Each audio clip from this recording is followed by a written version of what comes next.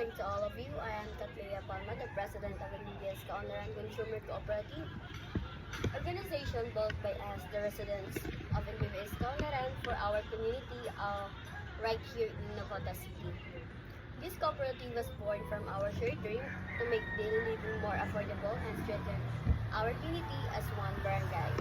Our cooperative logo, hence joining around a basket, is a symbol of what we stand for: unity, hard work, and shared progress. It's established on June 10, 2025, the MBBS Kaunlaran Consumer Cooperative represents our belief of prosperity grows when the community works hand in hand. Our mission is to provide quality and affordable products to every family in our barangay while helping our local economy grow. Our vision is a vibrant and thriving community where everyone has a fair chance to succeed through the power of cooperation. To achieve this, we aim to establish a cooperative store with low price basic goods, offer member discount and benefits, support local entrepreneurs, and also launch livelihood programs that will uplift our barangay. Our services and community benefits is through our cooperative.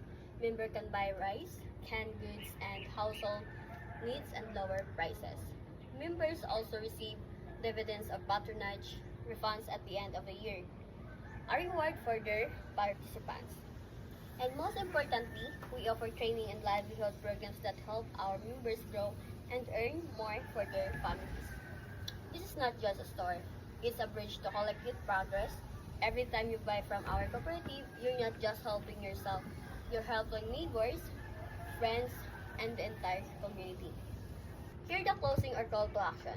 In BBS Kaunlaran Consumer Cooperative is more than a business, it's a movement of unity, care, and improvement.